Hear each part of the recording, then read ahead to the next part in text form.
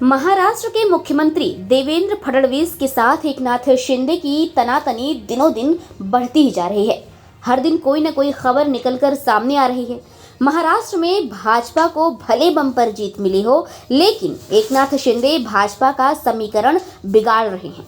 वे लगातार मोलभाव कर रहे हैं, वो भी उस स्थिति में जब भाजपा बहुत मजबूत है और बहुमत के आंकड़े से महज 15 सीट कम है। अब ऐसे में एकनाथ शिंदे चले भी जाते हैं तो भाजपा को बहुत ज़्यादा फर्क नहीं पड़ने वाला, क्योंकि अजित पवार की पार्टी भाजपा के साथ कंधे से कंधा मिलाकर खड़ी है।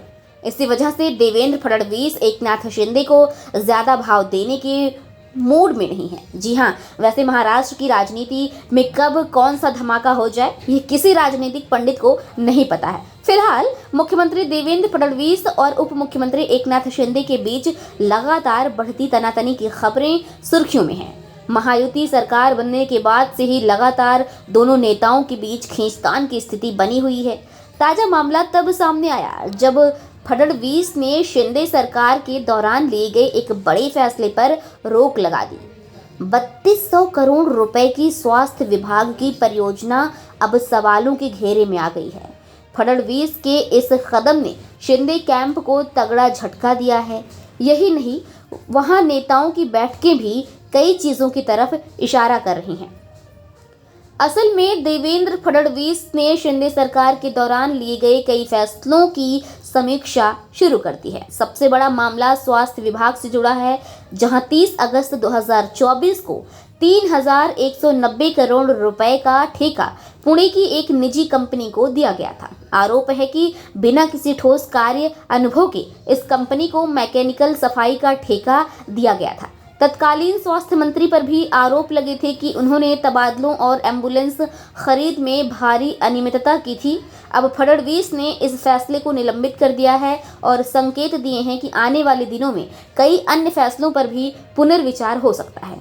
सिर्फ स्वास्थ्य विभाग ही नहीं, बल्कि शिंदे गुट के मंत्रियों की निजी सहायकों, पीए और विशेष कार्य अधिकारियों ओएसडी की नियुक्ति में भी अड़चनें आ रही हैं। मंत्रियों ने आरोप लगाया है कि जानबूझकर उनकी नियुक्तियों में देरी की जा रही है, जिससे प्रशासनिक कार्यों में बाधा आ रही है।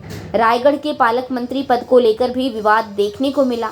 एकनाथ शिंदे ने इस पद पर अपने मंत्री भरत शेठ गोगावले का नाम आगे बढ़ाया था, लेकिन बाद में एनसीपी की मंत्री अदिति तटकरे को ये जिम्मेदारी दी गई। हालांकि इस फैसले पर भी बाद में रोक लगा दी गई। महाराष्ट्र की राजनीति में नए समीकरण बनते नजर आ रहे हैं। एक ओर महायुति सरकार में फडणवीस और शिंदे के बीच खींचतान जारी है, वहीं दूसरी ओर महाविकास आघाड़ी एमवीए में भी हलचल है। उद्धव ठाकरे ने एकला चलो रे का नारा दिया है, जबकि एनसीपी नेता शरद पवार 2 बार बीजेपी के बड़े नेताओं के साथ मंच साझा कर चुके हैं। हाल ही में शरद पवार ने प्रधानमंत्री नरेंद्र मोदी की तारीफ की है।